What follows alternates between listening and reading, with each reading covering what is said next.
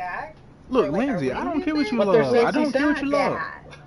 I don't mind. Sexy sacks is I don't mind. And that reads really nuts, bro. Now that's a joke I can say. All right, we have a couple super chats here. Let's get to those. The first one comes from Altex. Thank you. They said, side note from today's topic, am I the only Suns fan that believes in Bradley Beal? Sure feels like it. No. Still going to be biased with him Not over at all. Tatum. Well, I don't know about the Tatum. Hold on. I don't know about the Tatum part. Yeah, but hold on. I think people are lower on Bradley Beal than they should be, and it's mostly because of his contract, not even because of what he did on the basketball. People are lower on Bradley Beal than. One comes from Altex. Thank you. They said, side note from today's topic, am I the only Suns fan that believes in Bradley Beal? Sure feels like it. Still going to be biased with him over Tatum. This is the Bradley Beal over Tatum? I don't know about the Tatum part, but I think people are lower on Bradley Beal than they should be, and it's mostly because of his contract, not even because of what he did on the basketball court, which is unfortunate, but I get it's part of it. Minor setback for a major comeback. I love a good comeback story. That's kind of what I look forward to this Sun season. There's a lot of opportunity for that because everybody's poured the dirt on this team, so why not watch something that people aren't expecting? I kind of love what's happening right now with the Suns and the narrative and all the negativity. I love it. Failure is good in basketball, and these guys, man, I'm telling y'all, they keeping receipts. What can I put? Brad Beal. I really need this for this. Brad Beal is a good basketball player, man. I mean, people being down on Brad. Fuck you. Chill out. I can't wait for this season. I'm excited. I think these guys are gonna have a really nice bounce back season. Brian sent us one and they said, bye-bye, Luka. Always a ringless hoe, never a bride. Chill out, man. Luka played his ass off. Luka played his ass off, man. That guy gave it everything he had. Can I get the two-shot here? No, I didn't do mine. Smith has more wins in a final than Luka Doncic, right? Luka will forever be my boy Frank Kaminsky is a better player than Luka based on number of wins in the finals, all right? Let's stop with this narrative that he's the best player in the world. Look at all the guys on the Suns roster who had more finals wins than him. Always a hoe, all right? Honestly, Always a hoe. I was trying out for ESPN. Did I make it? Yeah. Did I make You it? definitely made it. That was good. You gotta call back. Let's see about a real job. Fantastic super chat though. I laughed really hard at that. Heat Check sent us one and they said, Flex, what's up with Bronny getting a second workout, but other teams are struggling to get one workout? Eyeball emoji, eyeball emoji. Who's Brian? We can talk about Bronny. We can't talk about the other one. Lockdown. Yeah. Listen, it walks like a duck and it quacks like a duck. That ain't a damn dinosaur. Dinosaur. It's not a damn dinosaur. Megalodon, that's a new one. I mean, listen, he's coming back for a second workout, and you are correct. There are people that can't even contact him. So you read into that however you want to read into it, man. But I tell you what, where there's smoke, there's fire. You feeling better about a second Bronny workout or Gran Turismo?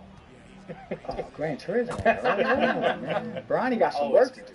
He got some work to do. All right, guys. Hold on, can I read Sean's comment? Sean says, left side Espo greater than right side Espo. It is very tough to host a show and be this guy. It's not easy, all right? Well, yeah, because you have to drive. Yeah. You can't drive and be the drunk guy in the back seat. I can't be the parent and the annoying child. No, Exactly. Like, it is what it is. Ooh. All right, guys, guess what time it is? Ooh, baby. It's Trade Machine Tuesday! Trade Machine Tuesday. Trade Machine Tuesday. Trade Machine Tuesday.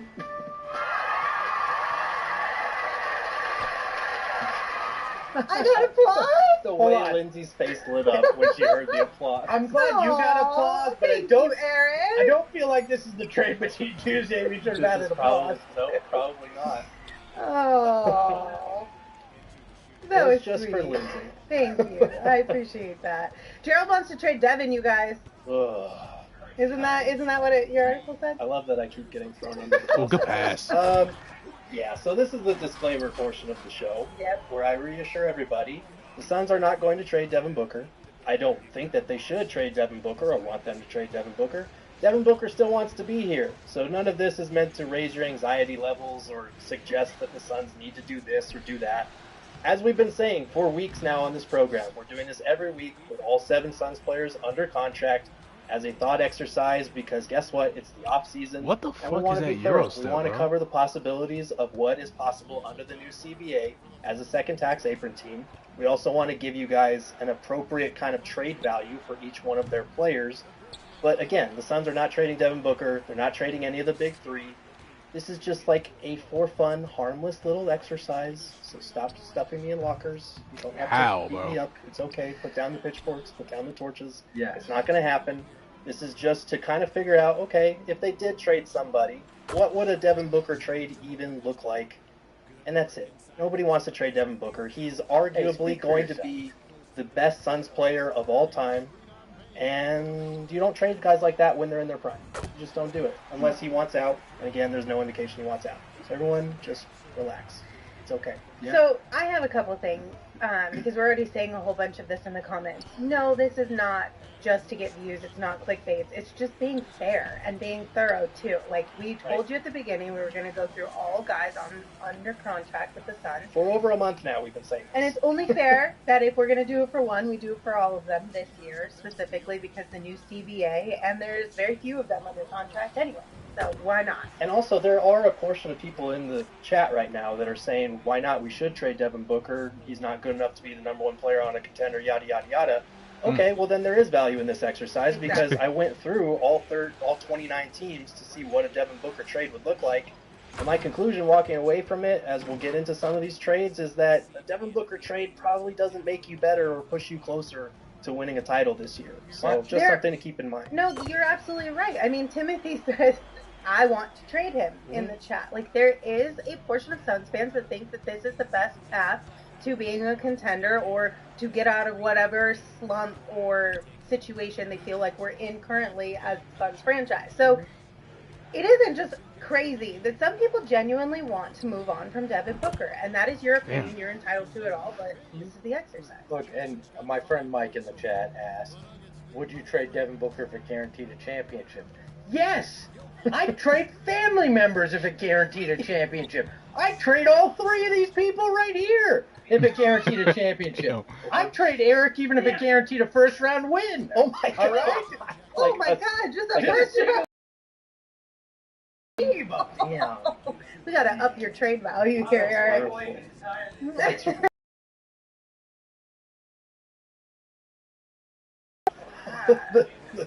All right, now we've got all that out of the way.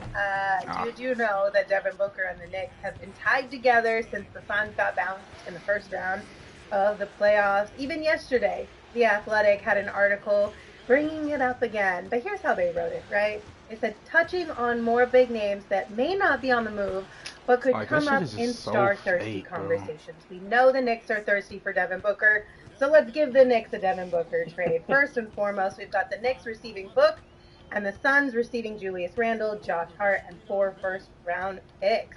So Julius Randle averaged 24 points per game, 9.2 rebounds, 5 assists, shot 47.2% from the field, 31.1% from deep this last season. Josh Hart averaged 9.4 points per game, 8.3 rebounds, 4.1 assists, shot 43.4% from the field, and 31% from deep.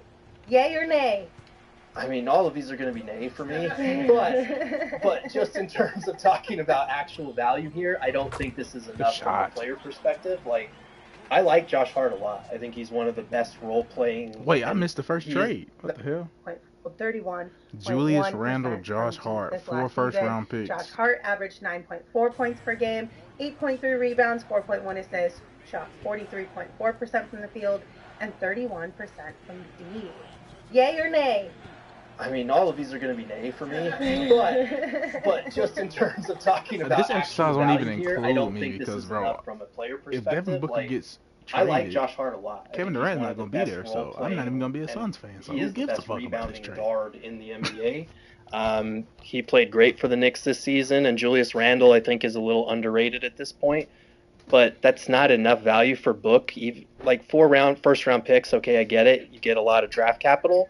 But how does that help you next season with a 35-year-old Kevin Durant? How does that help you with Bradley Beal's window? Like, it doesn't push you any closer to a title for next year, which would be the point if you were trading Devin Booker instead of somebody else. So for me, as much as it's nice to restock your draft cupboard and all that stuff, it's not enough value for me here.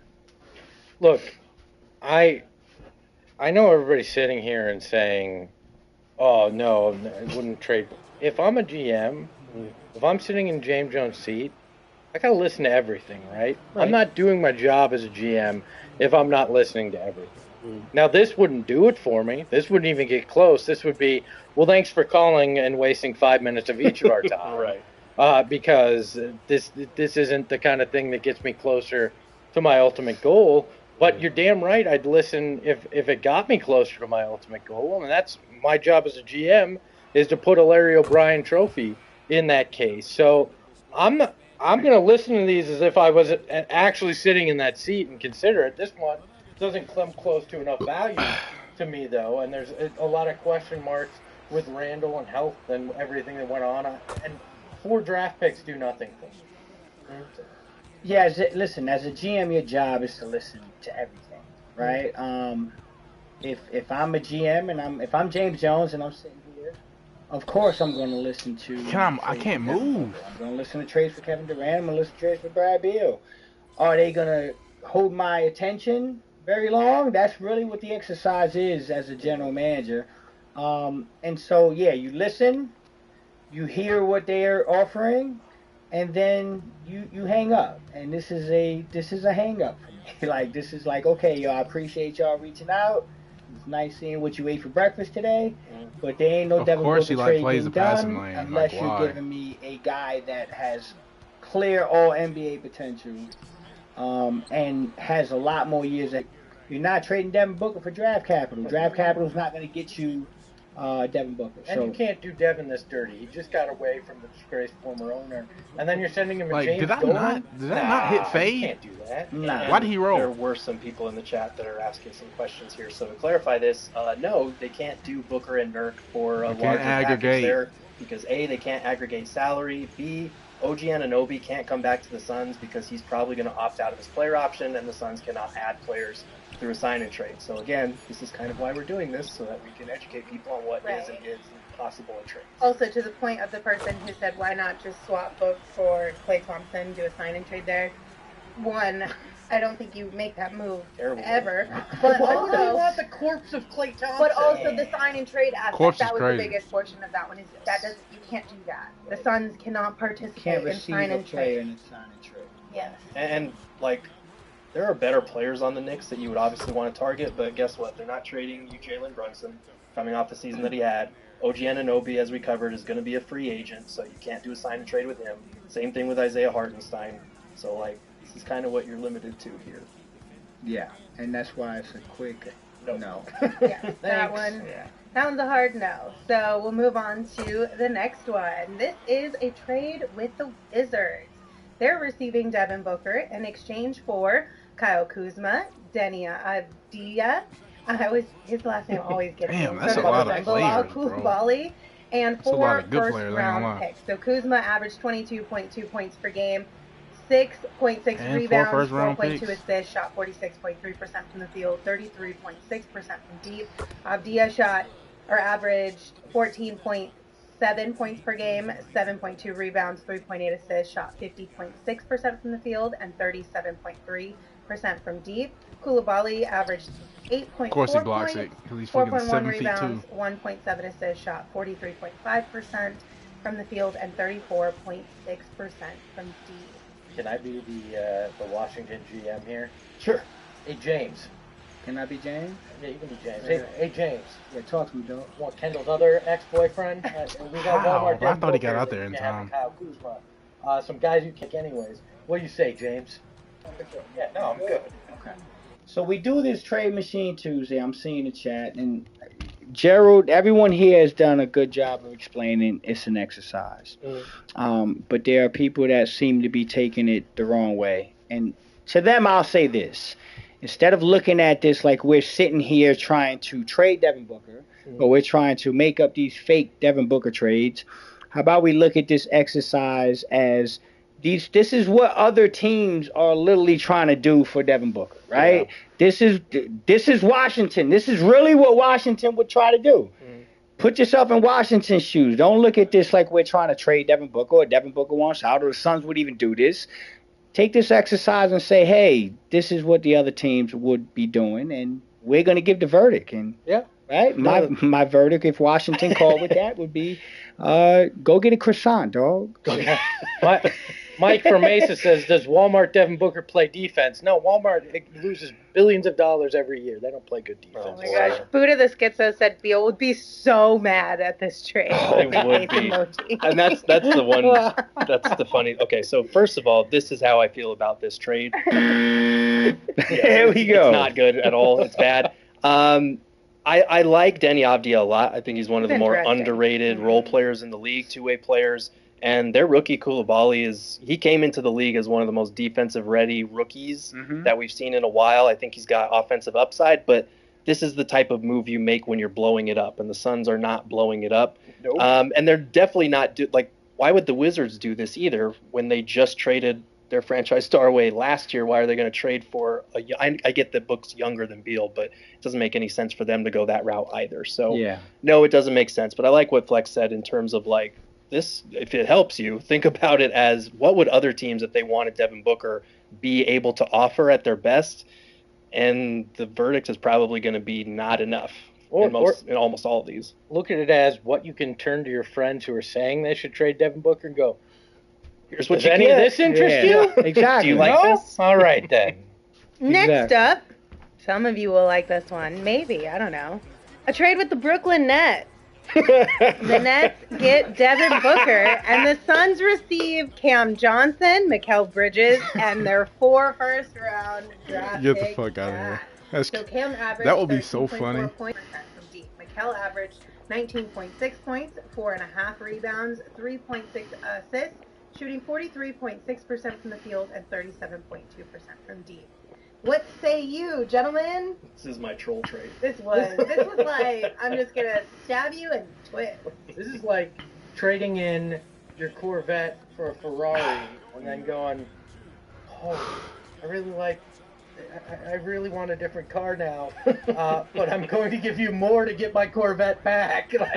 I'll give you that car you let me buy on that trade and another $100,000 on top of it. Wrong person. What would James Jones be saying if he actually made a move? Can we play the game again? You're Sean Mark. I'm calling you. You're calling. I have to call you with this offer. Shoot that bitch. James. Yeah.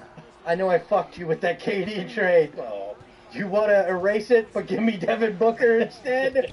Does that make you feel better? So Sean, so you're telling me that we're just gonna go back in time, and I'm gonna trade Devin Booker for Kevin Durant, because that's what we're doing here. That's what we're doing here. Brook Lopez can kiss my ass. Except with Cam on a work contract, and Mikal having come to reality about whether he's a number 1 or 2.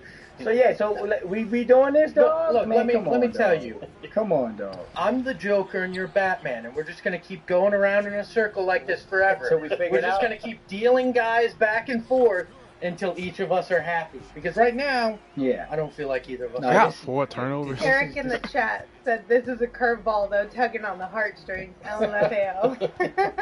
I don't think people would know what to do. No, I wouldn't know what to do. It wouldn't. Listen, I genuinely don't think it would be the same, though. We love the twins. We love Cam and Mikal. Don't get me wrong. But the whole team is different, and now you're not even having Book with them, and Book and Mikal and Cam were all pretty tight, too. I feel like Cam and Mikal brought a lot out of Book, personality-wise. I just don't think it would be the same.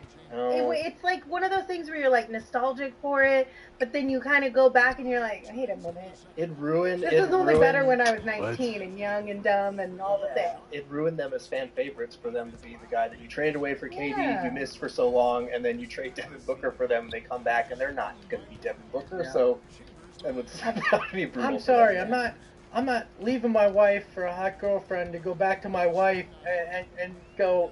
Why bother with it? Oh my God! Why do you want to take it there? Why bother with it? Why do you always take it there? If that's where you're going, no. This is stupid. I like what Lindsay's saying. They all have to be together. I feel like Rick in the chat said this is a curveball though, tugging on the heartstrings. LMFAO. I don't think people would know what to do. No, I wouldn't know what to do. It wouldn't. Listen, I genuinely don't think it would be the same though. Like, we love the twins. We love Cam and Mikkel. Don't get me wrong. No. But the whole team is different, and now you're not even having Book with them, and Book and Mikkel. We don't even have a center out here. This is crazy. What the fuck is going on right now? Cam and Mikkel brought a lot out of Book, personality-wise. Mm-hmm. I just don't think it would be the same. It's like one of those things where you're like nostalgic for it, but then you kind of go back and you're like, wait a minute. It ruined. This was only better when I was 19 and young and dumb and all the things. It ruined them as fan favorites for them to be the guy that you traded away for KD, you missed for so long, and then you trade Devin Booker for them, and they come back and they're not going to be Devin Booker. Yeah. So that would be brutal. I'm sorry, I'm not leaving my wife for a hot girlfriend to go back to my wife and go. Like, why bother with it? Why do you have to take it there? Why bother with it? Why are you always stay with the one you love? Like, if that's where you're going, like, no. This is stupid. I like what Lindsay's saying. They all have to be together for you to feel that feeling again. It's not going to be. If it were Book without them or them without Book, it would feel weird. So no. But anyway, back to the exercise. This is a quick no. But this was a little bit of a troll job. I think. It sure was. By the way, Joe's like, you're not wrong. Dagoon saying we're just raging because the folks here at PH&X hate Booker so much. I love that I hope it is. It's gotta be so. The pendulum is swung so far right now. Fact. Eric in the chat telling me to stop, probably good. Amelia telling me to stop, probably good. I'm not saying I'm going. I'm saying it's stupid to do that. All right, we've got a few more here, but before we get into that, a couple things from the chat. I don't know what this is. Mike just said, hear me out. You guys should be DX for Halloween. What's DX? Oh, like wrestling? Yeah, so DX. Saul is Triple H, Gerald is Road Dogg, Espo, Billy Gunn, I knew that was Flex, gonna make that X-Pac, and pass, I'm bro. China. Bro, I didn't. Low-key, I feel like you'd be Triple H. I didn't fix my rotation. I mean, sure. China was legit. I used to watch wrestling when I was a kid, just behind the curtain. But I would rather Why the hell is Saul Triple H? Right? It was a blast. I don't know. We do have a couple super chats here as well. So, super chat from Be Calm, See Clearly. Thank you so much for your super chats that I will not be reading. But I appreciate your love and affinity for Devin Booker, and I hope all your wishes come true one day. Really glad this Trade Machine Tuesday could bring out that side of Be Calm secretly. Can I just read? No, I'm not gonna read the whole thing. I get filthy when that liquor get into me. At least we understand a little bit more now. That was the most mundane part of the super exactly. I support it. I support your chaos. I appreciate this. I don't think he's calm. He or she. I mean, I don't know. I don't think they're calm or Can you give us some clarity on that? I don't know if we want. I don't think so. I think I like the ambiguity. It doesn't matter. Yeah, I do. What are we doing, sent us another one, and they said, my Beal over Tatum bias comes mostly from STL folks being poser Celtics fans. Those same folks will root for a Chicago team if they had an STL mutant. So that's where the bias comes from. And I totally understand that. Yes, he is. Yeah, I get that one. Listen, you guys know I was on vacation and I missed my friends over at Circle K, specifically the slushy polar pops, you guys, because thankfully where I was, the weather was a little bit nicer than it is here in Phoenix, but you know summertime in Phoenix, there is nothing. Remember?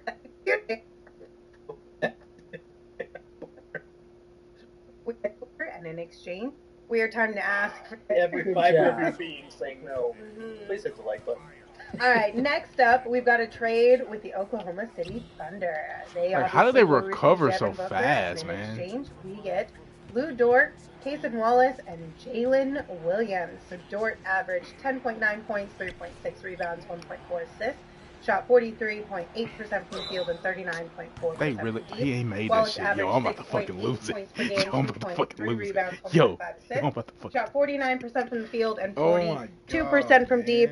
Williams averaged 19.1 points per game, 4 rebounds, 4.5 assists, 54% from the field, and 42.7% from deep in just his second season in the league, so he's got a lot of upside. Yeah, I mean, honestly, Jalen Williams might already be in that category of like, we're not trading this guy. He's only 2 years into his career, but he is a really promising two-way player with a ton of upside. And the Thunder are in a position where, yes, they can take a swing on a star player, but they also have a ton of cap space to go out and sign one rather than give up assets for one. For the Suns, like, I think this, like, you're still a good team, obviously, with Jalen Williams, Lou Dort, who's one of the best, most physical defenders in the league, and Cason Wallace, who had a really good rookie year. But I don't think this is really enough value for the Suns, honestly. Like, I like Jalen Williams a lot, but again, if you're trading Devin Booker now this summer, which you're not, you're doing it for a deal that pushes you closer with Kevin Durant and Bradley Beal. I don't think this does that. And if you're the Thunder, why are you disrupting your timeline? I don't see your side pursuing this. I mean, listen, again, for the sake of the exercise, I like every player in this trade. I mean, we all know we love Devin Booker. Jalen Williams is becoming a star, one of my favorite players in the league. I love Lou Dort. I think Cason Wallace is really underrated. This is, of all the deals we talked about, this is the one that kind of would make you think a little bit. But again, there's no, it's just, the Suns are not trading Devin Booker, and that's not enough. Although it's better than what we've seen, that's nowhere near enough. I'm also big on, like, I love the up-and-coming players that have potential. But I am not. I got to start passing. I need to see that potential play out over some. There needs to be some longevity. But that's like trying to have your cake and eat it too. No, it's not. You can't ask to see it play out more and then be better players and still want that. I'm not saying I'm asking to play. I'm saying my thing is, before I start crowning these up-and-coming players, I need to see things play out a little bit. Jalen's a really good basketball player. I think he's going to be terrific. But is he, in my eyes, anywhere near Devin Booker? No, it's not even close. And so for me, in any deal, I'll continue to say this, in any deal that another team is going to submit to me as the general manager of the Suns in the trade for Devin Booker, there has to be a clear-cut All-NBA superstar potential player that is not based on potential. Not, hey, this guy played good for 2 years. If he does that for 5 more years, he's Devin Booker. That ain't enough for me. I need to see a guy that's got the resume equal. Do you know what this is? What? Salt in the goddamn wound, because Shai Gilgeous-Alexander and Devin Booker should have been the backcourt here in Phoenix. I ain't ever letting that happen anywhere else in the NBA out of pure spite, even if it was the best offer. Even if I got Chet Holmgren in the deal. No, thanks though. Yeah. See, the people in the chat are feeling a little bit better about this one, though. Salem said, throw in a couple of picks, ... I'm game. Larry said, my reaction to that trade is the kombucha girl, where you're like, nah, well, no. Yeah. I didn't know that's what that meme was called. Yeah, she was trying kombucha for the first time. I didn't know that. So at least this one is, not making our head hurt. This one doesn't make me throw up. Yeah, exactly. Okay. There you go. It doesn't make you throw up. Just like nausea. Yeah, nausea. Pepto-Bismol. Like, all of them, like, block shots. Like, it's so annoying, bro. There is a super chat from DComC clearly about this one. Oh, boy. And they are just basically saying they would have loved to have Devin and SGA together. I'll read this one. If you're going to spend the money, I'll read it. This one's okay. The things I could have done to Booker and SGA together. Please pass the ball. Okay. I'm sorry. Cheered for them. Damn. Yeah, cheered for them, yeah. I can't. Supported them through the good times and the bad. I have no words. Listen, DComC clearly, we love you, but if you guys want to see their super chats, you just have to come to the live YouTube video viewing portion of the program. They're an experience. Because, like, there's a line. I'm sorry. Espo's line is a little bit further than mine, but for me there's a hard line. That line was that was the line there from now on. But you know what? That's the line. Okay. All right. Next up, we've got a trade with our beloved friends, the Lakers. They're getting Devin Booker, and in return, the Suns receive Anthony Davis, Jalen Hood-Schifino, and 2 first-round picks. So AD averaged 24.7 points per game, 12.6 rebounds, 3.5 assists, shot 55.6% from the field, 27.1% from deep. And then Hood-Schifino averaged, granted, listen, let me just put a disclaimer with this one before I read it. Only played in 21 games and only averaged 5.2 minutes. Oh, good pass. So maybe we don't even need to read the stat line because it's pretty sad. But just know that. Yeah, I mean, so this one can't even happen until August because AD just signed an extension with the Lakers that prohibits him from being traded for a full year. So this couldn't even happen until August. So that means we have about 2 months for Devin Booker to suddenly decide he doesn't want to be in Phoenix. He wants to go to LA, and the Lakers to decide, well, LeBron James left. We don't want to build around AD. It's such bullshit. I hate this LeBron James. None of those things are happening. Okay, but. Yeah, I don't know. I don't like this one. This is the one where LeBron James leaves to go play with Devin Booker, and then we trade Devin Booker for Anthony Davis, and the Phoenix Suns become the Lakers again. Yeah, that's what we're doing. James Jones, let's make this simple. If you're interested in this deal, just cut out the middleman and break Devin Booker's legs. You get the same return. Oh no! All right, I mean, you're getting Anthony Davis. The guy can't stay on the court. He's proven it time and time again. What? That's the last thing this team would ever need is bigger injury concerns.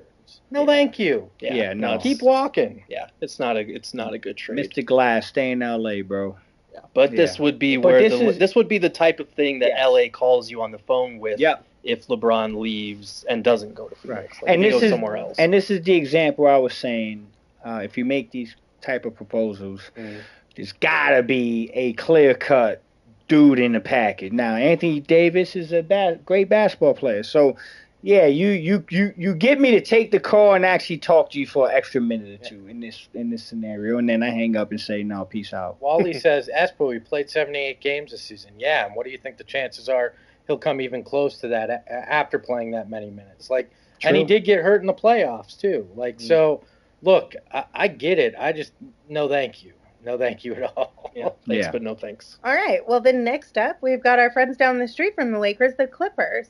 They'll receive Booker, and in return, the Suns will get Kawhi Leonard and a second-round pick. And this is where I don't hang up the phone quite as fast as the other ones. Okay. Interesting. You're open to this a little bit? I'm open to this. I get it. Why? Kawhi has injury issues as well and concern, but we saw what he was able to do in Toronto in one season with severely less talent around him than he'd have in Phoenix. He's older now. He's good, great defensively.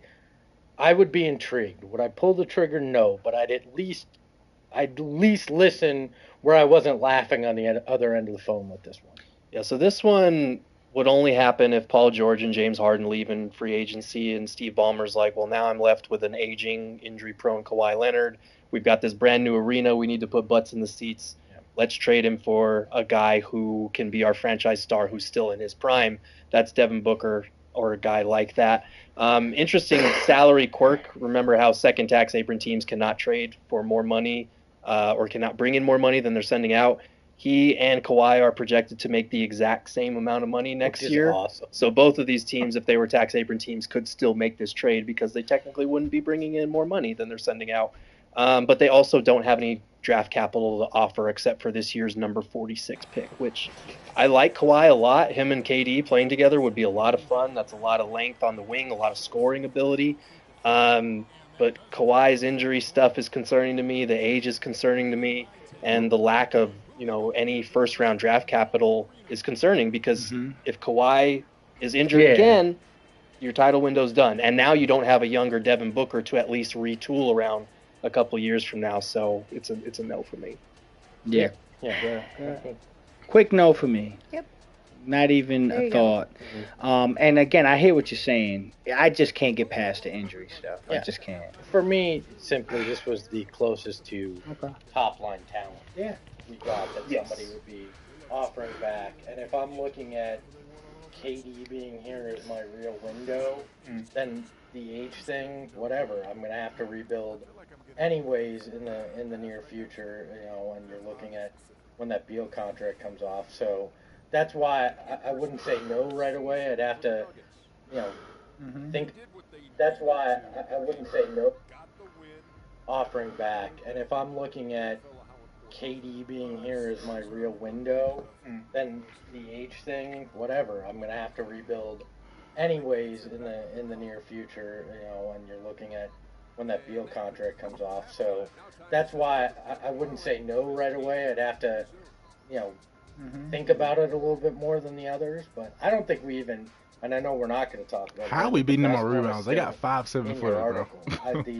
The Pacers one is the one I probably actually would sit down and consider, because you're getting draft capital, you're getting guys that can help you now and potentially in the future. If you haven't read that one, I highly recommend going to gophnx.com, because if I'm James Jones, that's definitely one that I'm doing the math on and thinking about before I just say hell no right off the top. There are, I mean, I did 15 of them. We only did 6 on the show, so there are plenty more if you are interested in playing this twisted game that's never going to happen. Go to gophnx.com, check it out. There's a Cavs one that I kind of liked that'll probably never happen, but there's also one involving a certain finals MVP that people were arguing about earlier in the chat, so make sure to go check that out if you're interested in reading more. Yep, again, that is gophnx.com. Okay, we do have a super chat here. It is from etc. They said, more likely Suns draft Bronny or trade the first? Both can be true. What if they both Both can be true. That's what I would say. Switch at the last minute, bro. Isn't that the from the meme from the taco commercial? Why not both? Yeah, porque no estos. I honestly though, I feel like if they are going to draft Bronny, it would make more sense to trade back or to acquire another second round pick. Oh fuck! What am I doing? I don't. Drafting him at number 22 feels really high to me. Yeah, I agree. I think there's a way to do both, which is, again, when we did our show yesterday, go back and check it out. That was my preferred option, was to move back, and it's particularly because of a lot of this stuff we're talking about. If you can move back and get Bronny and not use 22. That's cash. So did we do it? Did we make it through the did. Devin Booker trades Are we all episode still like without anyone? No, don't shoot it! Don't shoot it! Don't shoot it! Oh, go all the way. Or we burned down not as bad as 36 unbothered, baby. That's perfect. That makes sense. I think we survived this Trade Machine Tuesday. Made it through. I think so. We did. Yeah, right. Wait till next Tuesday, though. It's Kevin Durant. That's when we trade Gerald and Lindsay. It's gonna get spicy. Where do we gotta go? I already tried trading. Hey, how much would you take? What would you get for me, though? If you traded me, come on, let's have And with that, we will say goodbye. No, hold on. I'll just take the cap. I'll take the cap space back. Tomorrow's gonna be such an awkward show. Suns legend cap space. Not even. Can I get cash consideration? Cash consideration. That's what it is. How much cash? Sorry, I sold you to PHLY. You got to talk Philly sports. Yeah, well, you know what, Espo? Wally put in the chat, we're trading you for Landry Shamet. So, GTFO. Oh, Hey! He's here. I'm demanding a trade now. Now I'm demanding a Hold trade. on. I'm okay, because does that mean I'm getting paid Landry Shamet's money to make it work? You're just going to wherever Landry Shamet's at. Eric, Brian keep doing that, Brian bro. would get Emma for you. Darth Voida, our friend, said he'd trade 2 Matthew Lissies for you. And so says Jay. He threw in a so says Jay. He traded one of his good friends and 2 of his brother-in-laws. He cloned his brother-in-law just to send him out. So. Good trade. Darth, All right. my guy. Thank you all for hanging out with us on this Trade Machine Tuesday. Shut the fudge up.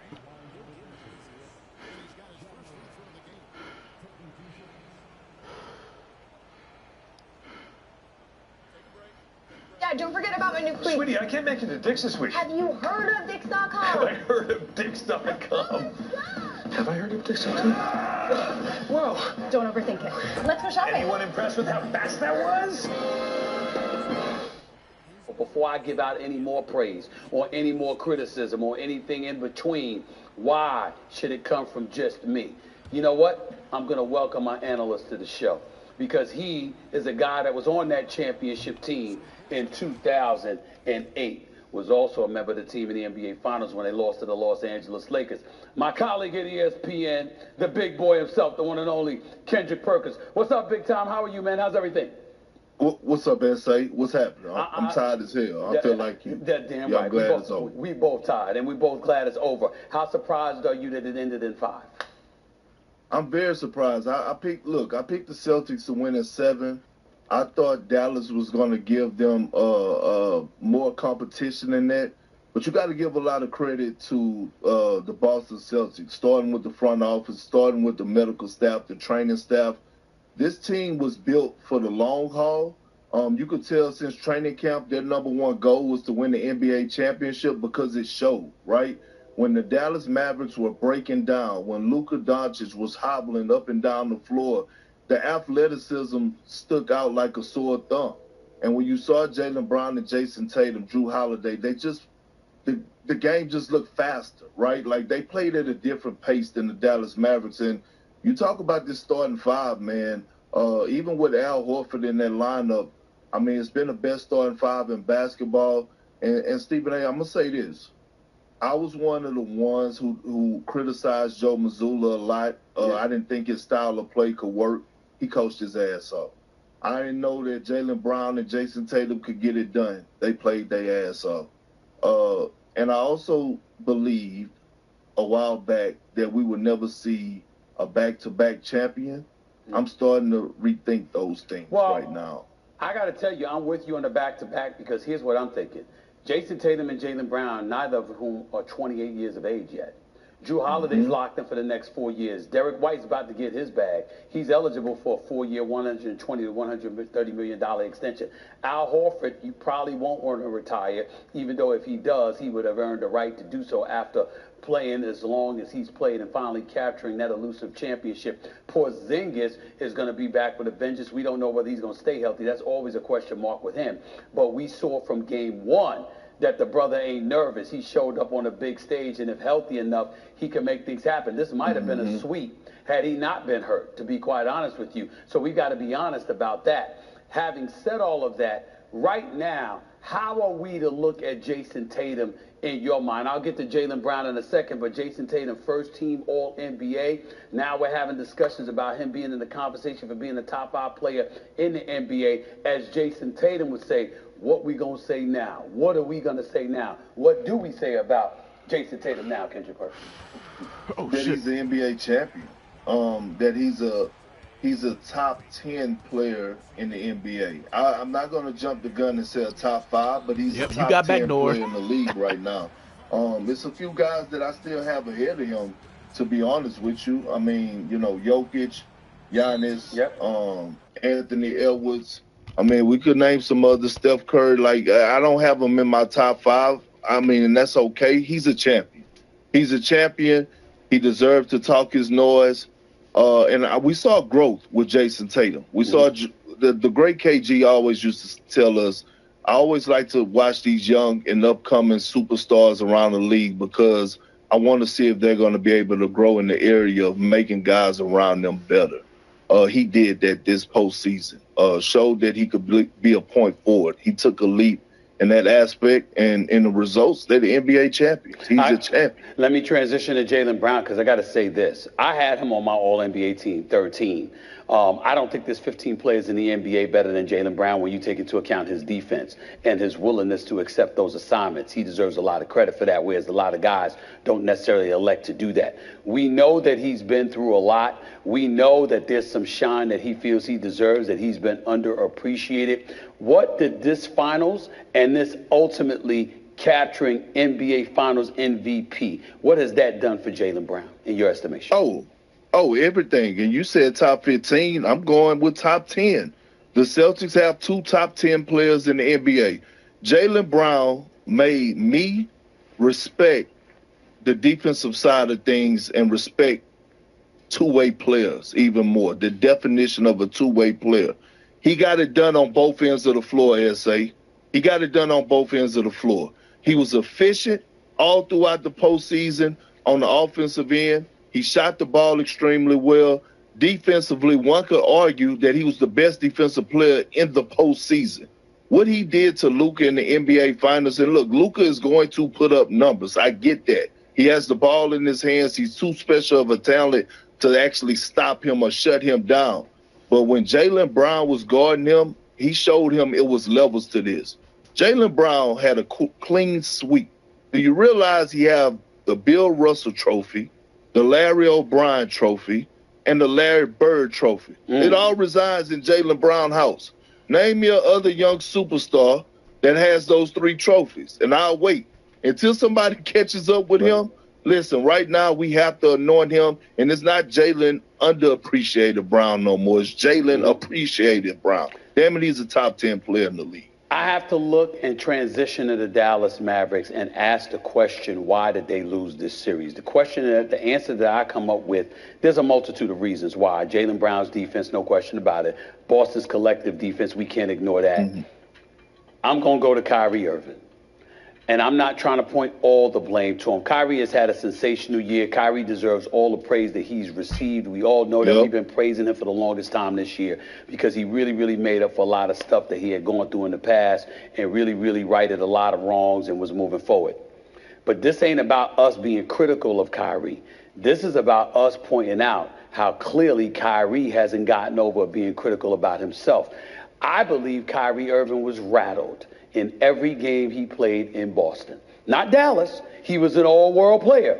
But in the city of Boston, at TD Garden, where he once played, where he once wore that Boston Celtics uniform, they clearly did not like him. They were chanting Kyrie sucks. Every chance they got, they were booing him profusely. He was clearly affected by it, whether it was tight 1 minute, over anxious the next. The bottom line is he ended up averaging 14.3 points on 34% shooting and 18% from three-point range in the 3 games that he played in Boston. Now that Kyrie has lost his 4th final in 5 appearances, what are we to say about Kyrie Irving and how are we to look at him in light of this performance specifically in Boston?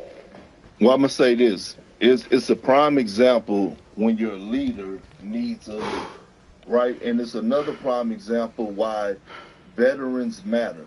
We got to remember this, S.A. During this run to the NBA Finals for the Dallas Mavericks, Kyrie Irving has been the leader on that team. Now, all of a sudden, you go into Boston, and no matter how much you try to downplay it or Kyrie try to... Dad, don't forget about my new cleats. Sweetie, I can't make it to Dick's this week. Have you heard of Dix.com? I heard of Dick's.com. Downplay it or he tried to address the problem and try to get his mentality together. He needed a shoulder to lean on. And that shoulder wasn't Jason Kidd or Jared Dudley or any of the assistant coaches.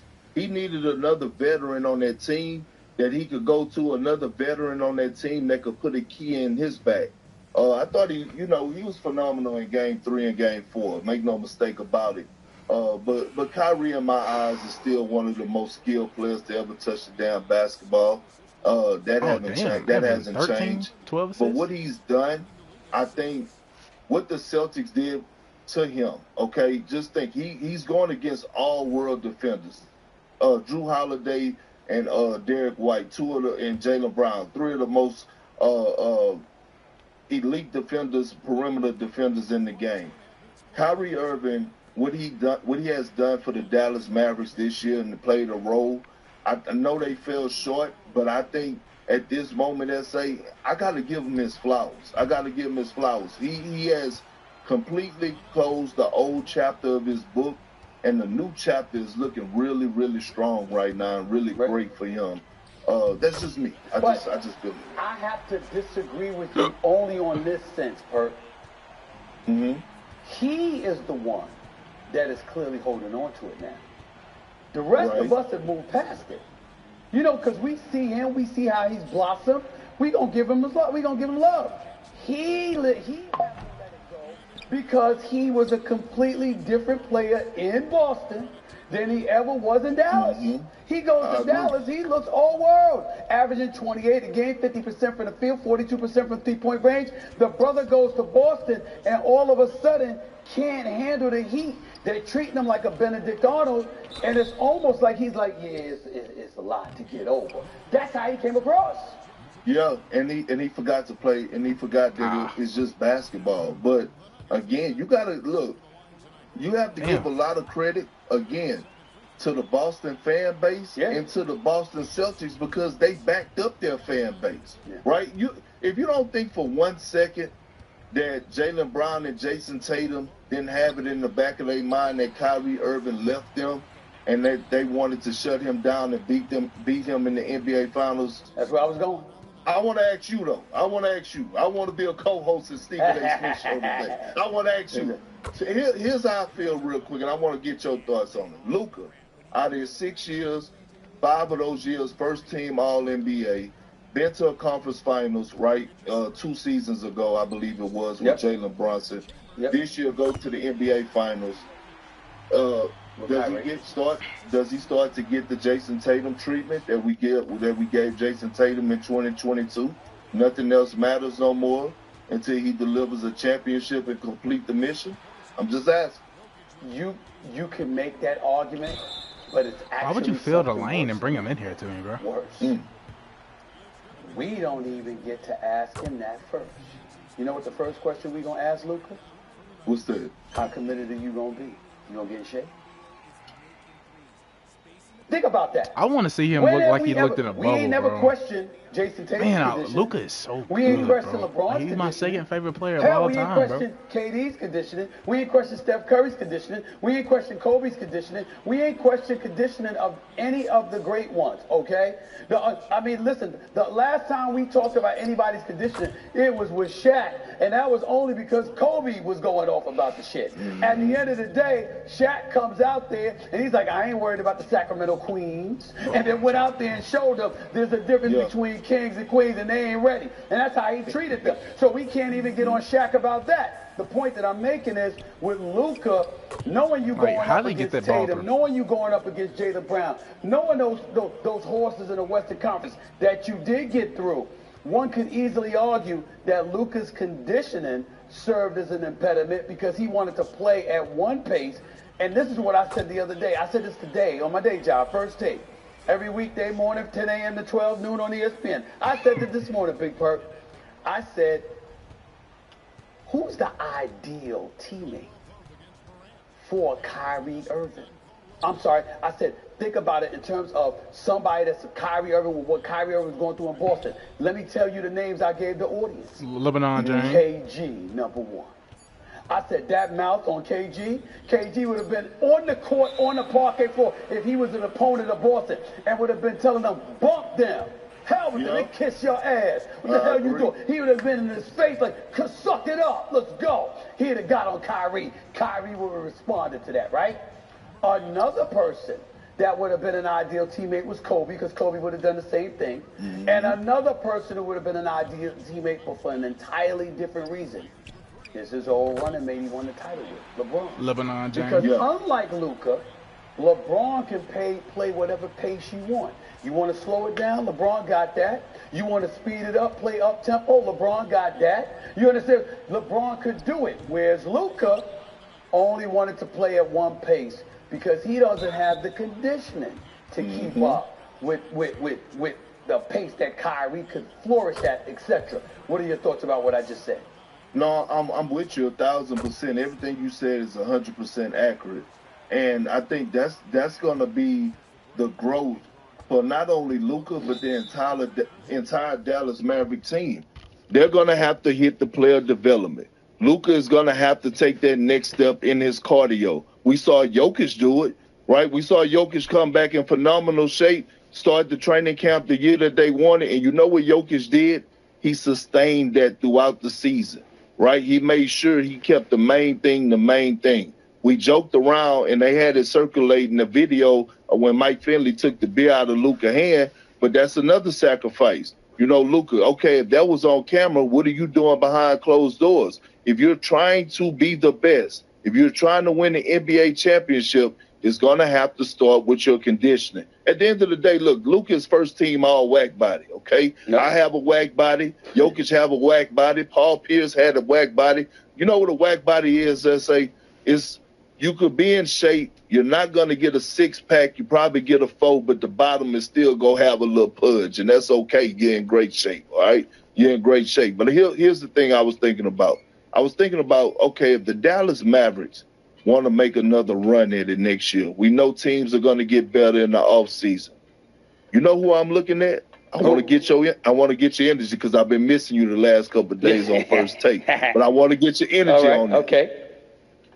All right, Tim Hardaway Jr., They can find a way to move his money. That's right. Okay, he making about 18, 19 million. Right. You package up him and somebody else. Can they go out and get Klay Thompson? Can you go get Klay Thompson? Okay. Here's the problem with that. Here's the problem with that. If I'm Klay Thompson, that's not where I want to go. Why? Because Luka's too ball dominant. See, Klay Thompson is used to catching and shooting. As exceptional of a passer as Luka is, remember, Klay Thompson still plays at a higher pace. And so that's problematic because Luka's going to look for his shot. Kyrie's going to look for his shot. Klay Thompson's your number 2 option. Okay? He's not used to being less than that. And if he's going to be less than that, he can stomach it if the pace of play gives you more bite. What's up, Auntie? Did you get the basketball shoes I need for tryouts this weekend? Oh, dude, I'm not going to be able to make it to Dick's this week. You can just click on Dix.com. Dix.com. Oh, welcome to Dix.com. Let me guess, you need to get the gear to save the day. Wow, they're beautiful. At the Apple because you're jacking up more opportunities because you're playing at a faster pace. At the pace that Luka's going to play with because you know the ball's going to be in his hands the majority of the time, I don't think there's room for Klay. I think the ideal place for Klay Thompson is the New York Knicks or the Philadelphia 76ers. I would say the Los Angeles Lakers, but they don't have a snowball's chance to get them. No, I'm with you on that, but here's the thing. I understand, and that's a great point you brought up about pace, but how much do you trust J. Kidd? I trust him a lot. You don't think that he could make I was literally thinking that. PJ Washington had a lot of like, shots. they can scheme for Klay Thompson. You know what I mean? In the NBA Finals, I'm thinking to myself, if that's losing in the finals is a good motivator. Klay Thompson, that his mentality is right, because we know this past season, Klay dealt with a lot of ups and downs with the organization and all this. Like, we know this as Still shot 42% from 3 for the second half of the season. That's what I'm saying. But we know if your mind is not right, you can't be the basketball player you want to be. I'm saying those shots P.J. Washington was missing in the NBA Finals, and P.J. Washington balled out. I'm not saying they need to get rid of him, but you add Klay Thompson to the mix, I'm okay with that with the Dallas Mavericks if they make some moves. But look, what they got in that kid, Derek Lively, I'm telling you right now, hey, the sky's the limit for that young man as well. Well, let me ask you this, Bert. Is that your way of saying you don't believe that Dallas missed an opportunity? Because the West is packed. Who's to say Dallas is going to get back anytime soon? I wouldn't pick them. I'm not picking them to come out of the West next year because it's going to be too hard, man. Like, I could see it the following season. I don't see it this season. I believe Minnesota, Anthony Edwards is going to be back. We can't forget about what Ime Udoka is doing down there with the Houston Rockets. You talked about this as well. And then Ja Morant with the Memphis Grizzlies. He's going to come back with it on his mind as well. So teams are going to get better. The Denver Nuggets are going to clean up areas, right? They're going to make sure that they clean up their bench and get better in their roster moves, because obviously they was missing Bruce Brown and Jeff Green. I believe if they had Bruce Brown, they would have beat the Minnesota Timberwolves. If they had Jeff Green and Bruce Brown, they beat the Minnesota Timberwolves. Absolutely. I agree with that. So I'm just saying, I don't have Dallas going back to the finals next year. You can't never count Luka and Kyrie out, but I think they missed out on the opportunity. That's why when you get to the NBA Finals, it's hard as hell to get there, but when you get there, you got to make sure you capitalize. The Celtics knew that from 2022, and all I kept hearing Jason Tatum say is, I remember what happened in 2022. It's not about to happen this year. And him and Jaylen Brown stood on that. Who's the stiffest competition in the East to the Boston Celtics right now? Oh, come on now. We know who that is. The Knicks. It's the New York Knicks. Healthy. You get OG Anunoby back, even with Julius Randle. Okay, if they don't decide to move Julius Randle, name me a team that's better than the New York Knicks right now. I'm not taking the Bucks over them. I don't know. Yeah, I got to see how they come out. 76ers are going to do. Oh, the 76ers. I don't know. They may go out. They may swing Paul big George. for the fences and try to get Paul George. That's neither here nor there. But currently constructed, the Boston Celtics are number 1. Bless you. And damn it, it's the New York Knicks that are number 2. Now, I hear they have. I was going to ask you, if you're the New York Knicks, you're a New York Knicks fan. You know a few of them. Who's the best fit? Is it Klay Thompson or is it Paul George? Clay. Right? Yeah, Clay. It's, you know what? It's hard because you don't want to take away what the Nova boys are bringing to the table. Right. Yeah, See, Clay. I feel like if you add a Klay Thompson, just fit right in. If you add a Klay Thompson or you add a Paul George, you're gonna take away from Dante. I strongly believe that. So I think, man, to be honest with you, I see. You know what they say? I run it back with Julius Randle. I really do. I think KG told you this shit. Yes, I run it back with Julius. He did. What's up, Auntie? Did you get the basketball shoes I need for tryouts this I weekend? like Julius Randle. Dude, I'm not going to be able to make it to Dick's this week. You can just click on Especially Dix.com. with how that team is, bro. Oh, welcome to Dix.com. Let me guess, you need to get the gear to save the day. Wow, they're beautiful. I run it back with Julius Randle because here's the thing. When you're on the sideline and you're injured, you watch your team have success without you because the Knicks had a successful season. Right. I don't give a damn what nobody says. Yes, they did. The being on the sideline and being injured and watching your team perform, that's the greatest teacher of them all, right? Because it's like, oh, dang, okay, I see that style. Okay, so now I'm learning the game. Julius is learning, like, okay, maybe if I sacrifice a little bit more, we could go small ball. I could be at the 5 and mix it up a little bit. Like, those are the things. I just want to see Julius come back, and I want to see how they look together with OG, Jalen Brunson, Josh Hart, Dante, and Julius, and along with, I don't know what's going to happen with Isaiah Hartenstein because somebody might offer him a bag, but that's okay because the Knicks are eye candy. But at the end of the day, the Celtics are the number one team. The Bucks got some things they got to figure out. I don't know what they want to do with Chris Middleton. I don't know if you bring him back because he looks old. He does. Looks old. He looks old, and guess what? More weight being put on Damian Lillard's shoulder to help Giannis is not the greatest thing in the world. And in my opinion, if things don't work out for Milwaukee this year, I think Giannis is going to want out of Milwaukee. That's just my personal opinion. No inside information or anything like that. That's just how I'm feeling. And he'll be with Steph Curry and the Warriors. I'll tell you this about Paul George compared to Klay Thompson. If I want a shooter, I want Klay Thompson. If I want imagine that small ball lineup, Klay Thompson, give me some offenses. Giannis at the 5 and Draymond at the 4, which would give the Knicks the edge with Paul George. Remember, the Knicks got 11 first-round picks over the next 7 years, so you got assets to move to Golden State. If indeed you really want to make that happen, or the Clippers. For me, though, is this: Paul George usually has to dribble to get his groove, and I already got Brunson doing that. So it takes away to some degree from Brunson. I don't think Klay takes anything away from Brunson. And not only that, you could play him with DiVincenzo because Klay can be a 3 for you when need be. It would sacrifice some of Josh Hart's minutes, but that would save Josh Hart and give Josh Hart less time, but more energy when he's playing to come in there and be that defensive wizard and that energizer bunny that you need. Because even though Josh Hart hits threes, he's not a sniper like Klay Thompson and Dante DiVincenzo. I'm with you on that. And everything you said, I agree. You know who's going to be the most important player for the Knicks and for them to have success next year? It's gonna be Mitchell Robinson. Yeah, health. Now his health, and he got to get his big ass in some shape. I believe that he needs to drop about 30 pounds. If he drops 30 pounds, look, man, I'm telling you, look out. He could possibly go for Defensive Player of the Year if he dropped 30 pounds. Before I let you get on out of here, let's go back out west to the Los Angeles Lakers. Our colleague at ESPN, J.J. Redick, is emerging as a top candidate for that job. You know I've been in the news because obviously I spoke out against the Mind Your Game podcast. It wasn't against J.J. Redick.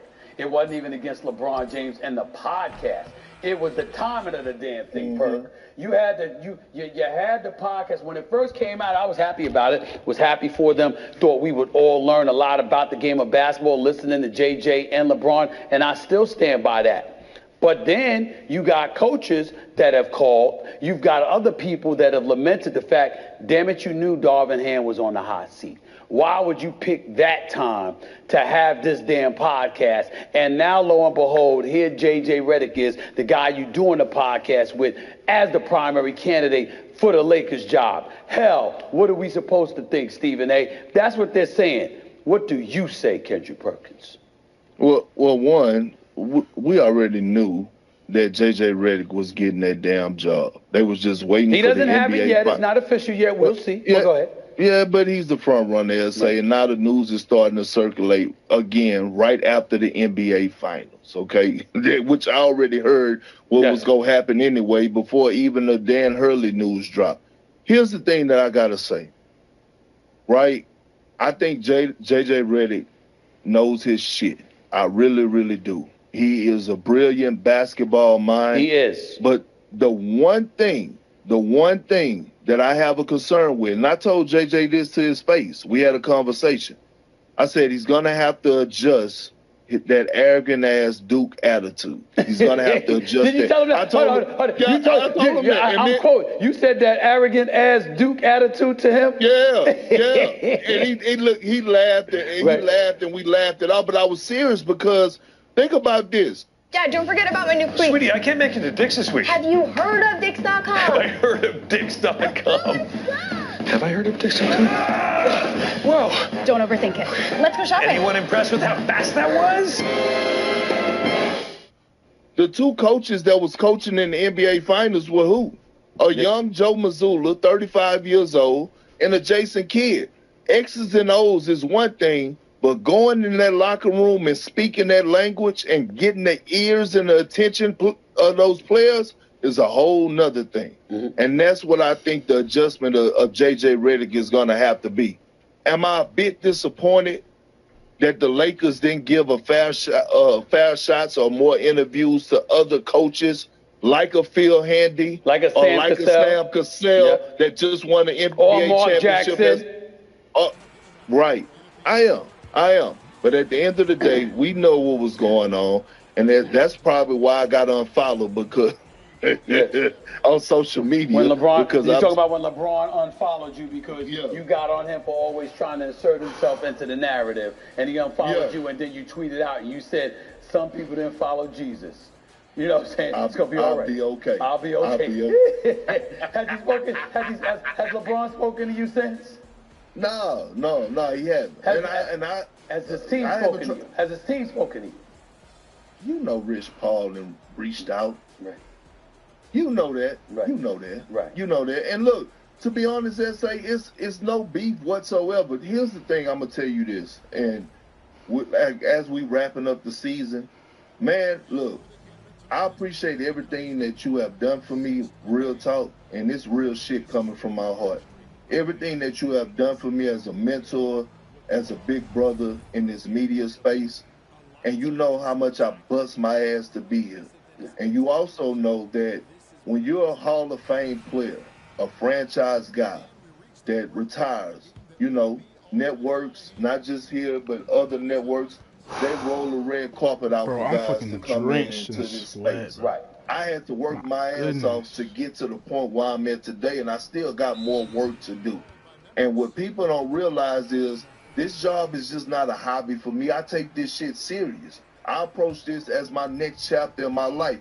I close the basketball chapter in my life. When I go up on First Take, I don't even want the sidebar or the graphic of showing Kendrick Perkins 2008 NBA champion 14-year vet. No. I just want to be known as Kendrick Perkins NBA analyst. This is the next chapter. I'm trying to be great at that.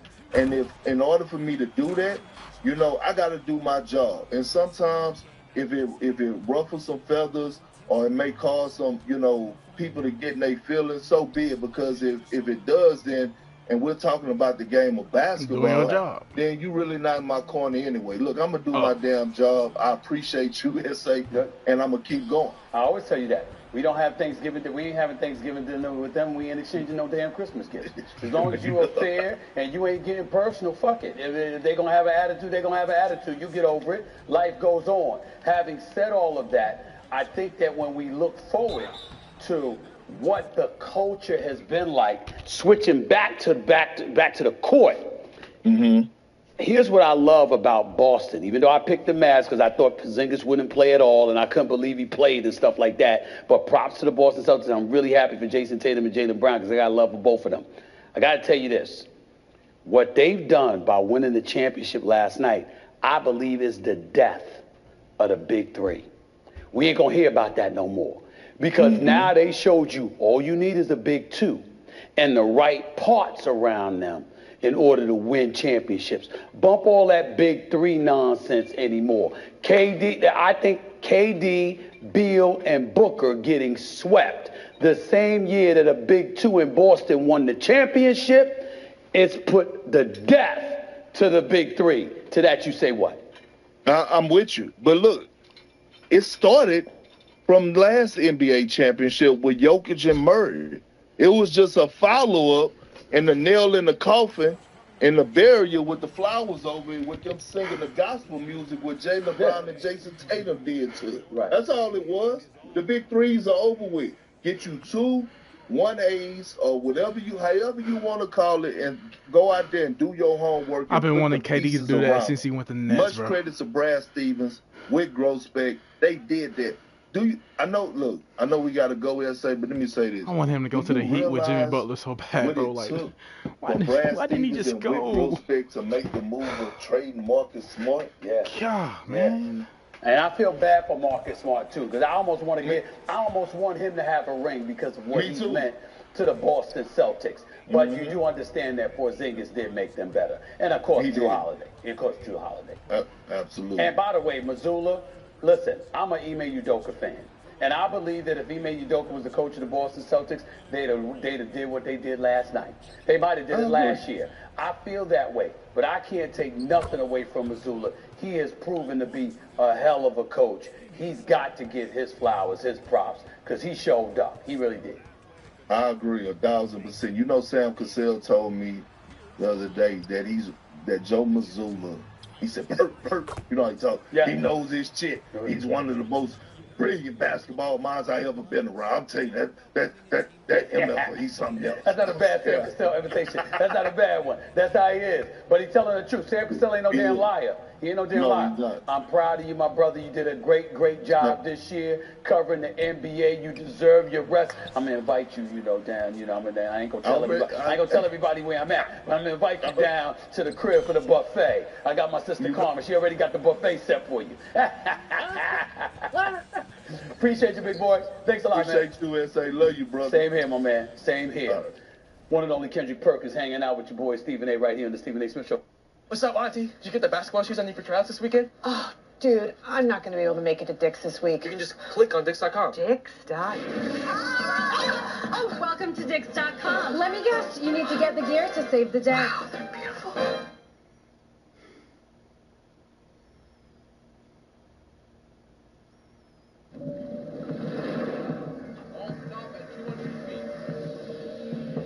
For you to be here now in Boston, what does this opportunity mean to you? And I walk in, I just have a look on my face, and I'm like, we're the interim coach of the Celtics. And she's like, shut the F up. Not many crowds can do that, but the Boston fans, they have that effect. And we asked each other, like, yo, do you want to be here? And we both was like, yeah.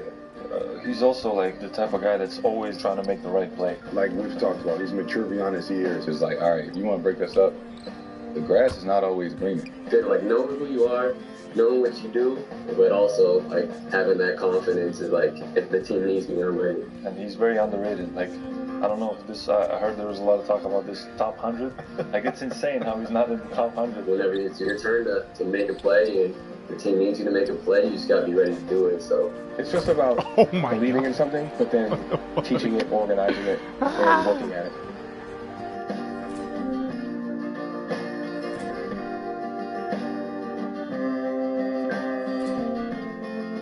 So back to your emotions. It's funny that I never do well when I have a lot of time to think. Like, that's like where I'm not great in some areas. And so the fact that got the call, boom, training camp in 4 days, it's almost like you go into like survival mode. Like you don't have time to think about anything except like what's the most important thing right now. Like this training camp, we had our coaches retreat and stuff, and like I drew up the practice plans like a month ago, and then I deleted the document, and it's like we redid it yesterday.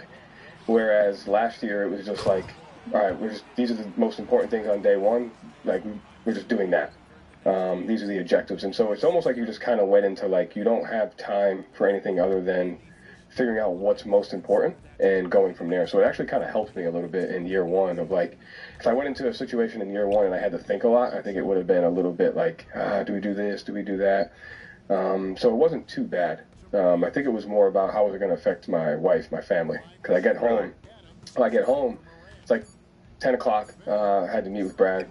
And, she's upstairs like making the bed. And I walk in, I just have a look on my face. And I'm like, we're the interim coach of the Celtics. And she's like, shut the F up. And I was like, no, we are really. And like, she didn't even know what to say.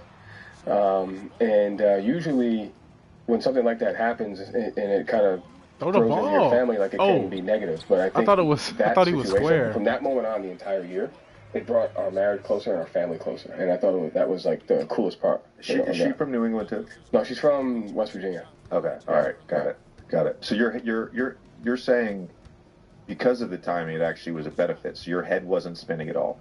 It wasn't spinning at all. Like I knew I was going to struggle. Like I wasn't sitting there saying like, oh, I'm ready. I got this all figured out. Like I was like, okay, like I know I'm going to screw up here. I know I'm not going to be perfect. I know we're going to practice isn't going to go great some days. But I think what made it a little bit more comfortable was I had been here for 3 years. I had built relationships with the players, with the organization. I had worked for Brad as an assistant, and so I was able to use a lot of the data that I already had to kind of just go forward.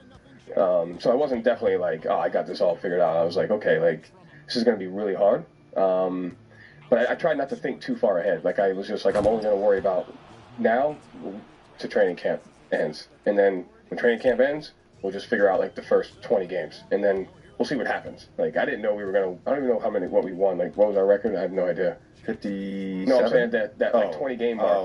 We were on that run. Right. I had no idea that was going to happen. Yeah. Like, so it's almost, I think you were 18-2, weren't you? Something like that. Yeah. But like, it's when you have no expectations, it actually makes things a little bit easier sometimes, as opposed to having expectations and then your expectations not getting met. Did you had a little bit of a bigger initial jump on the scene than Jalen did, and I know he's older than you. You guys were in different draft classes.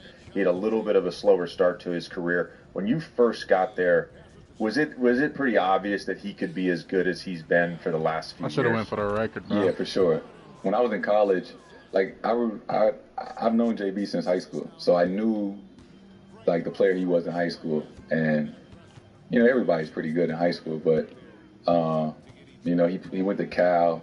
Those West Coast college games I never really stayed up to watch, but I would watch the Celtics, when they were on TV, and that was when IT was averaging 30.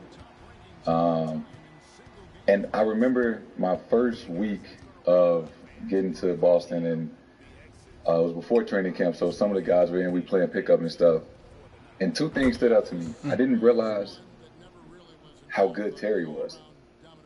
Like, in an open gym setting at the time, I remember calling like my friends and family back home, and they like, how pickup going? How's Kyrie? I'm like, Kyrie's amazing, what's his name? But I'm like, Terry is like ridiculous. Jason Terry? I never joined. Who's he talking about? Terry.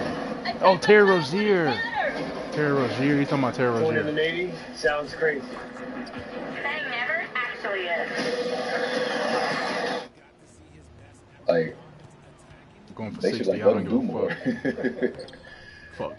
And I realized the same thing about JB. I'm like, there are a handful of guys that could go from any team and be who they are. But there's a majority of guys that I think the right situation brings out the best in them. And, he was a rookie then, and, they had a lot of veteran guys his first year, so he didn't get as much opportunity. And that's all I really credit, I guess, his slower start to. But he's one of the most hardworking guys that I know, and I think the best thing for his career and mine is being on the same team and, relatively same age and position, and pushing each other just every day in the games and in practice, working out together. I think that's been very beneficial for both of us. there's been chatter, there's been a contingent of people that have, in the media, fans, NBA Twitter, that have talked about breaking you guys up, trading one of you. Do you talk with JB about that? Is there an open dialogue about that? Yeah. We've had plenty of talks. I think it's really picked up this year, especially in the beginning of the season. And, we had plenty of talks of like we asked each other, like, yo, do you want to be here? And we both was like, yeah. Like, and he was like, bro, I don't understand. And I was like, man, if you really think about it, we've had way more success together than, this year and what we didn't accomplish last year. JB's been in 3 conference finals. I've been in 2. And like you said, I think we're both still very far from our prime. And I think what people don't understand is like, all right, if you want to break us up, the grass is not always greener. Like, there's not a lot of guys in the NBA like JB. Like, so, or if you want to get rid of me, like, not to toot my own horn, but I think I'm one of the best players. So I couldn't imagine why you wouldn't want to have 2 of the best players that are under 25, on your team. And yeah, there are certain rough patches throughout the season, but we've won way more games together than we've lost. What was your sort of reaction individually, of course, and you can address if your team talked about it, but what was your sort of reaction individually when Marcus made those comments earlier in the season about you and JB and you guys needing to pass the ball? It caught me off guard, for sure. And I think what you have to, I guess, understand, I think with being in the NBA is, especially sometimes after, we had just blown a 18-point lead or something to Chicago. Like, this is the beginning of the season. We probably like 2-5. Everybody's frustrated. We all on edge a little bit. So when I seen it, I was like, I seen it. I wasn't angry. I wasn't mad or anything. I just waited till the next day, and I saw Smart at the facility, and we sat down and talked. And I think it was a very, it was a great talk, actually. We had some time to sleep. The adrenaline was going from the game, and he apologized for what he said, and that was something he shouldn't have said in the media, and that they got his words mixed up or whatever. And I didn't take offense. I started off by saying, listen, bro, I'm not perfect. Like, I make mistakes. I still got a long way to go from where I'm trying to get to. But, I think we ended the conversation on, we in this together. We're all on the same team, and we're trying to figure it out. And, obviously saying certain things like that in the media doesn't help anybody's case, because obviously that's all they talked about for the next week or so when it was referring to Celtics. But wasn't the end of the world. No harm. There was no foul, and we're past it now. Yeah. You can go back. I mean, I think about my own career, free agency decisions, injuries, certainly play a part in your sort of story. And you think back to dumb shit. I think back all the time to dumb shit I did when I was young.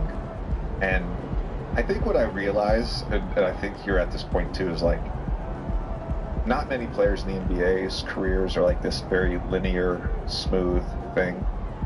There's like a lot of ups and downs, and you're dealing with a lot of shit.